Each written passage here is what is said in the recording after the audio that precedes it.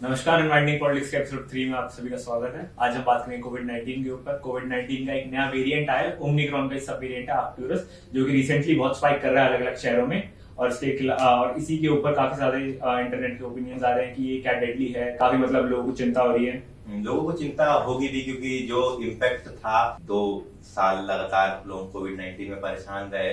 2019 की बात कर लें, 2020 की बात करें, जो 2 बड़े बड़े वेव आए थे कोविड के, तो लाखों की तादाद में भारत में नहीं पूरे विश्व में लोगों की मौत हुई थी। काफी लोग परेशान हुए थे, लोगों की नौकरियां चली गई, आर्थिक और स्वास्थ्य दोनों तरफ से लोग प्रताड़ित हुए थे। तो लोगों के अंदर डर तो है ही, लेकिन देखा जाए जिस जिस राज्यों में ये जो केसेस स्पाइक हो रहे हैं, केस बढ़ रहे हैं, चाहे कर्नाटका की बात कर लें या राजस्थान की बात कर लें, यूपी की बात कर लें और भी बहुत सारे महाराष्ट्र की बात करें, यहाँ पे केसेस बढ़ रहे हैं। और इसमें जो 2 राज्य हैं, राजस्थान और कर्नाटका की बात करें, तो इसमें हाल में इलेक्शन है। कर्नाटका में तो इसी मई में वोटिंग पड़ने वाले भी हैं।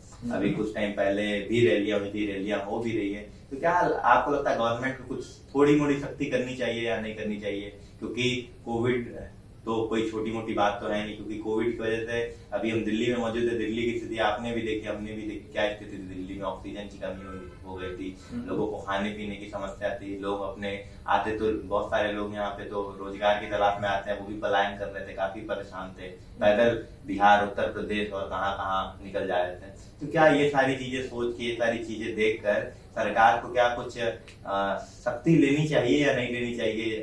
जो अलग अलग जगह चुनाव हो रहे हैं, अभी हाल में कर्नाटका की बात करें, वहाँ केसेस भी बढ़ रहे हैं। तो यही है कि अभी जो स्टेज है इस कोविड की, आउटब्रेक नहीं हुआ है अभी तक, तो उसके ऊपर कुछ कहा नहीं जा सकता। यही मैं देख रहा था, काफी रिपोर्ट्स पढ़ी मैंने, उसमें बेसिकली यही कहते हैं कि आप जो पहले कोविड प्रिवेंशन के लिए करते थे वही करिए, ज्यादा जब आपको बूस्टर डोज के लिए कहा जाएगा वही करिए। लेकिन अभी कुछ ऐसा सीरियस गाइडलाइंस नहीं आई है इस नए वेरिएंट से रिलेटेड, क्योंकि इसके ऊपर इतनी रिसर्च नहीं हुई है, उतना पता भी नहीं कि डेडली है या नहीं है। एक्टिव केसेस बहुत बढ़ रहे हैं रिसेंटली में, बहुत ज्यादा, 10,000 9,000 अलग अलग दिन पे अलग अलग थाउजेंड्स में केसेस आ रहे हैं। वो सारी एक्टिविटीज हमने नोटिस करी है, लेकिन ऐसा कुछ वर्डिक्ट नहीं आया है इसके ऊपर। और इसके काफी सारे सिम्टम्स भी आए हैं कि काफी बच्चों को कंजक्टिवाइटिस की वजह से कोविड हो रहा है, ये भी काफी जगह देखा गया था। और बाकी इलेक्शंस की बात करें, इलेक्शंस के लिए तो बहुत टाइम अभी अर्ली है, क्योंकि इलेक्शंस पहले से डिसाइड हो रखे थे, लोगों ने रैलीज पहले से प्लान कर रखी थी। अब इलेक्शन के ऊपर रिस्ट्रिक्शन लगाना कोविड की वजह से उतना भी ज्यादा सही चीज नहीं है, क्योंकि एक्चुअली में इसके ऊपर बहुत प्लानिंग जाती है। लेकिन हाँ,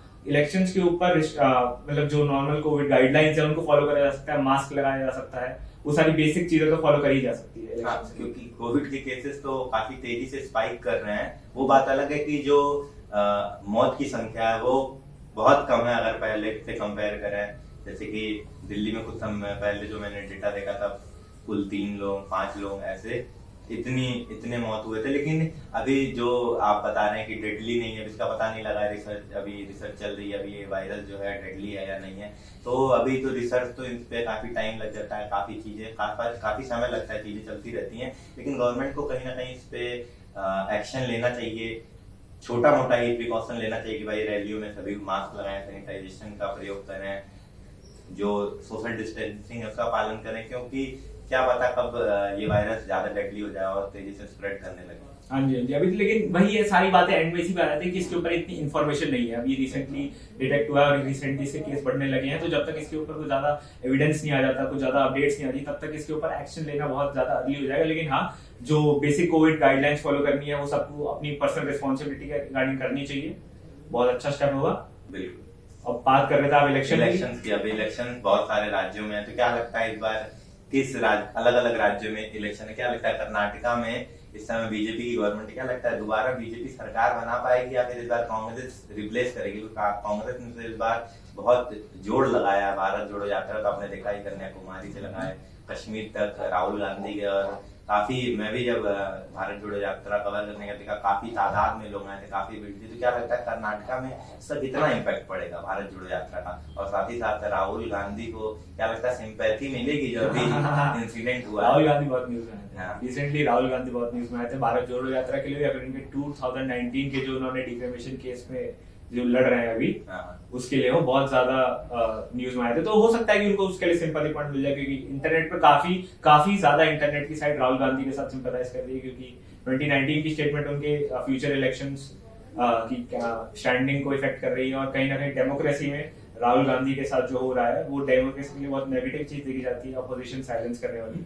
तो इसके लिए राहुल गांधी अब कांग्रेस को कह सकते हैं कि सिंपैथी काफी मिल रही है, तो हो सकता है इसका इम्पैक्ट पड़े। बाकी कांग्रेस में तो और भी काफी कुछ हो रहा है। बात तो सही कह रहे हैं आप, काफी कुछ चल रहा है कांग्रेस में, जहाँ पे भारत जोड़ो यात्रा हुई और अभी काफी सिंपैथी गेन कर रहे हैं कांग्रेस पार्टी, राहुल गांधी बेसिकली। लेकिन वहीं राजस्थान में सब उल्टा चल रहा है, क्योंकि वहां के जो एमएलए हैं, सचिन पायलट पूर्व वहां के डिप्टी सीएम भी रह चुके हैं काफी समय से, उनमें और अशोक गहलोत जो वहां के मुख्यमंत्री, काफी समय से अनबन चल रही है। और अभी कुछ समय पहले भी वो अपने गवर्नमेंट के अगेंस्ट धरना पे बैठे हुए थे, विरोध प्रदर्शन कर रहे थे कि हमारी गवर्नमेंट करप्ट लोगों के खिलाफ, भ्रष्टाचारियों के खिलाफ एक्शन नहीं ले रही। तो देखना पड़ेगा आने वाले इलेक्शन में कांग्रेस पर इसका कितना इम्पैक्ट पड़ता है।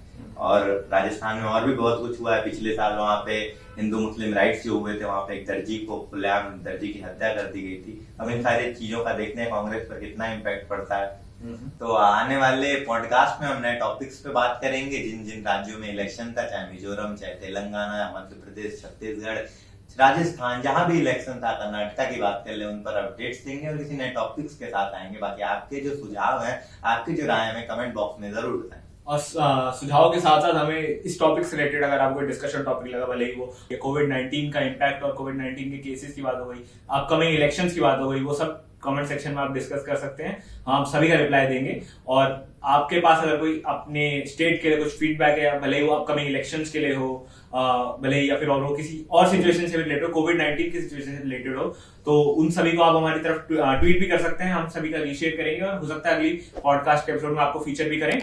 अनमाइंडिंग पॉलिटिक्स में फिलहाल के लिए इतना ही। ज्यादा से ज्यादा लाइक, शेयर और सब्सक्राइब जरूर करते हुए जाइए।